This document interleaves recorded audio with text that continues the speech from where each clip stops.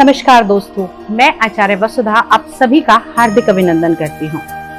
दोस्तों, गणपति बप्पा की घर में लाने की तैयारी करना, क्या है शुभ मुहूर्त, कैसे करूं पूजा और क्या करूं उनके भोग की तैयारी। तो आज के वीडियो में मैं सबसे पहले ये बात करने वाली हूँ कि गणपति जी की कौन सी मूर्ति आपको लेकर आनी चाहिए और कौन सी मूर्ति नहीं लेकर आनी चाहिए। सबसे पहले हम बात कर लेते हैं कि गणपति जी के किस स्वरूप की मूर्ति आप अपने घर में ला सकते हैं। सबसे पहले गणपति जी के मुकुट वाली मूर्ति ही सदैव लेकर आनी चाहिए, क्योंकि कहते हैं मुकुट मान सम्मान का प्रतीक होता है। जब भी कोई हमारे यहाँ आता है हम उसे पूरा सम्मान देते हैं, और अगर आप किसी भी तरह से गणपति जी की बिना मुकुट वाली मूर्ति अगर अपने घर में स्थापित करते हैं तो कहीं ना कहीं आप भगवान गणपति जी का अपमान करते हैं। दूसरा दोस्तों, जब भी हमारे घर कोई मेहमान आता है हम उसे खड़ा नहीं रखते।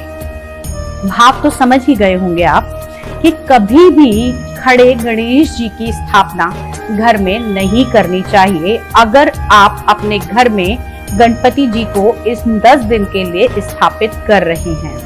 और ये वीडियो अगर आप बाद में देख रहे हैं और आप ऐसी मूर्ति ला चुके हैं तो आपको उनको ज्यादा से ज्यादा 1 दिन या 1.5 दिन रख के स्थापना विसर्जित कर देना चाहिए, क्योंकि गणेश जी को खड़ी मूर्ति में स्थापित करना भी शुभ नहीं माना जाता।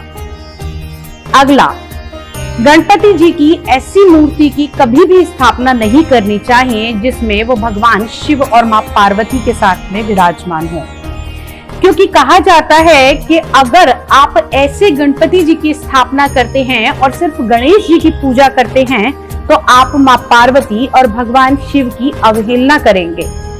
आप ये सभी जानते हैं, हम ये सभी जानते हैं कि भगवान गणपति जी के लिए उनके माता पिता ही उनका सारा संसार थे, और हर किसी को उन्होंने यही शिक्षा दी कि माता पिता की सदैव ही सेवा करनी चाहिए, क्योंकि अगर मूर्ति भगवान शिव और पार्वती जी के साथ में होगी तो विसर्जन के समय हमें उनको भी विसर्जन करना पड़ेगा, जो कि शुभ नहीं है। तीसरा, बहुत सारे लोग ऐसे गणपति जी की मूर्तियां लेकर आते हैं जिसमें वो कहीं गरुड़ पे सवार हैं, कहीं मोर पे भी सवारी दिखाई देती है, अलग अलग वाहनों पे उनको दिखाया जाता है। लेकिन अगर आप अपने घर पे गणेश जी की स्थापना कर रहे हैं तो विशेषकर वही मूर्ति लेकर आइए जिसमें गणपति जी मूषक पर विराजमान हैं। अगला, गणपति जी की किसी भी हालत में नृत्य करती हुई मूर्ति कदापि नहीं लेकर आनी चाहिए। कहते हैं जब भी गणपति जी की नृत्य करती हुई मूर्ति घर में लगाई जाती है तो वो कहीं ना कहीं वास्तु दोष भी उत्पन्न करती है। अगला, अगर आप गणपति जी की घर में स्थापना कर रहे हैं तो ये जरूर ध्यान रखिएगा कि उस मूर्ति में एक छोटा सा मूषक अवश्य हो। अगर वो मूषक नहीं है तो गणपति जी की स्थापना अधूरी मानी जाती है। साथ ही साथ अगर आप मूर्ति की स्थापना कर चुके हैं और उसमें मूषक नहीं है तो आप बाजार से लाकर एक आर्टिफिशियल मूषक जो होता है या मिट्टी का मूषक लाकर भगवान गणपति जी के पास में स्थापित कर सकते हैं। ये तो हमने बताया कि आप कैसी मूर्ति की स्थापना करें। इसके अलावा एक सबसे बड़ा और अहम सवाल ये माना जाता है कि मैं जो मूर्ति लाऊं उसमें सूंड का मुख किस तरफ होना चाहिए, दाईं ओर या बाईं ओर। तो दोस्तों, सबसे पहले आपको बता दूं कि वाम मार्गी यानी कि बाईं ओर मुड़ी हुई जो सूंड होती है गणपति जी की वो विशेषकर लाभकारी होती है, क्योंकि अगर आप दाईं ओर मुड़ी हुई सूंड लेते हैं तो वो केवल मंदिरों में ही स्थापित की जा सकती है।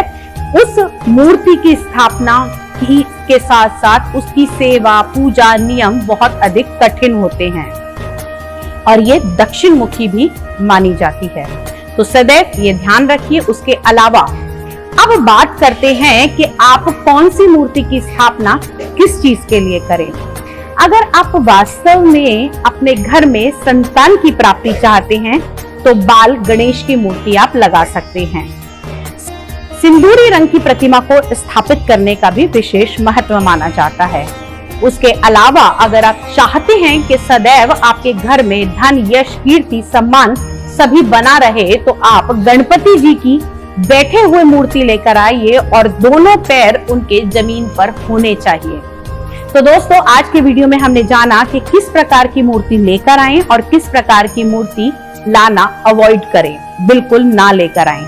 आज का वीडियो आपको कैसा लगा हमें जानकारी दीजिए। साथ ही साथ गणपति जी से जुड़ी हुई और बहुत सारी जानकारी के लिए चैनल को सब्सक्राइब कर दीजिए।